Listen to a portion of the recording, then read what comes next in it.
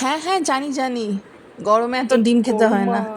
কিন্তু কি করবো বলো, সপ্তাহে একটা দিন তো রাখতেই হয় ডিমের জন্য। তো আজকেই ওই জন্য ডিমটা করে ফেললাম। অ্যাকচুয়ালি হায়দ্রাবাদে থাকে একজন দিদি, ইউটিউবার।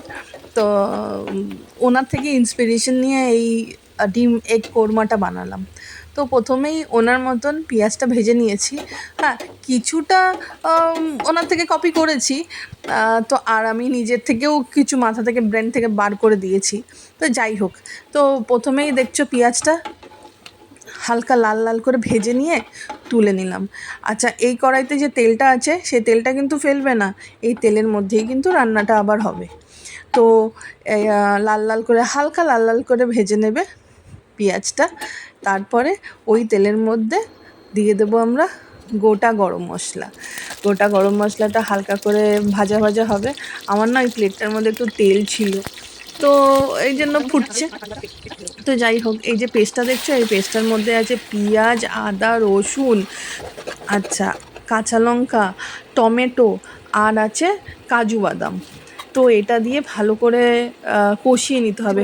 আচ্ছা, কষানোটা কিন্তু মাস্ট, খুব ভালো করে কষাতে হবে। আচ্ছা, মিক্সির বাটিতে যে জলটা ছিল ওটা কে কে দাও? আমি তো বেশ দিই। তো রেগুলার মশলা যা আছে দিয়ে দিলাম, লঙ্কা গুঁড়ো, হলুদ গুঁড়ো, জিরে গুঁড়ো দিয়ে ভালো করে কষাতে হবে। আর এর মাঝখানে কিন্তু আমি রক সল্ট ইউজ করলাম। আমরা কিন্তু রক সল্টই খাই। তো রক সল্টটা দিয়ে দিলাম, ভালো কিন্তু টেস্ট হয় আর শরীরের পক্ষেও ভালো। তো এর মধ্যে ভালো করে কষানোর পরে ডিমগুলো যে কেটে রেখেছিলাম ওই ডিমগুলো আস্তে আস্তে দিয়ে দেবো। আর দেখতে পাচ্ছ আমার কড়াই থেকে কিন্তু আস্তে আস্তে তেল ছাড়তে শুরু করে দিয়েছে। তো মিক্সি ধোয়া জলটা দিয়ে দিলাম।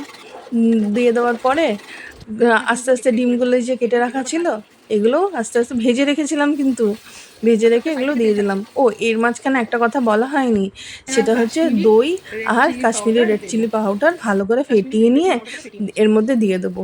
হেভি টেস্ট হয় কিন্তু, তোমরা দিয়ে দেখো, বেশ ভালো লাগে। এইগুলো দিয়ে দেওয়ার পরে ভালো করে নেড়ে নিলাম, একটু জলও দিলাম। জল না দিলে না আমার ঠিক পোষায় না। আর সবথেকে বড় কথা, হালকা হালকা জল দিয়ে রান্না করলে পরে নিচে লেগেও যায় না। তো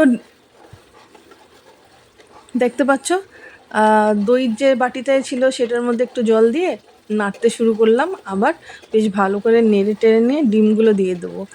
এইবার একটা কথা বলি, এর মধ্যে কিন্তু দেবরতিদি দুধ দিয়েছিল। আমি কিন্তু দুধটা দেবো, কিন্তু আমি না রেকর্ড করতে ভুলে গেছি। তো যাই হোক, তো একটু তো হয় না ভুল ত্রুটি। তো যেহেতু আমার এটা নতুন ব্লগ, তো কেউ ভালো লাগলে নিশ্চয়ই তোমরা বানিয়ে খেও। সত্যি টেস্ট ভালো হয়েছিল, টাচউড। আর ভালো লাগেও খেতে। এক এক দিন তো ডিম খাওয়াই যায়, তাই না, যতই গরম পড়ুক। তোমরা বাড়িতে এগুলো ট্রাই করো, বেশ ভালো লাগবে। তো আমি এরকম কেটে কেটে নিয়েছিলাম। তো আমি তো একাই খাবো, তো মনে মনে ভাগ করে নিলাম, রাতে 3টে খাবো আর দুপুরে 3টে খাবো, মানে পিস, 3 পিস করে খাবো। তো এইভাবে আমি ভাগ করে নিয়ে, এই যে আমি একটু দুধ দিলাম, দেখতে পাচ্ছ তো, একটু দুধ দিলাম, কিন্তু ভালো হয়েছিল টেস্টটা। তোমাদের বাড়িতে যদি দুধ অ্যাভেলেবেল না থাকে কোনো অসুবিধা নেই, তোমরা জলও দিতে পারো, কিন্তু দুধ দিলে টেস্টটা একটু অন্যরকম হয়। এটা দেবারতী দিদির কাছ থেকেই শিখেছি। তো এইভাবে আস্তে করে দুধ দিয়ে নেড়ে নেবে, আর লাস্টে যে বেরেস্তাটা ছিল ওটা দিয়ে দেবে। আমিও দিয়ে দিয়েছি, এই দেখো আসছে, ট্যান ট্যান ট্যান, এই যে বেরেস্তা দিয়ে দেবো।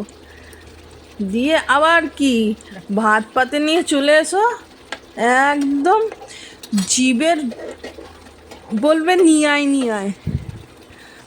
এক গাছ মুখে দেওয়ার পরে জিভ বলবে নিয়ে আয় নিয়ে আয়। ও, সেই টেস্ট, দারুণ হয়েছে। এইভাবে আস্তে করে নেড়ে নিয়ে আমি ঢেকে নিয়েছিলাম।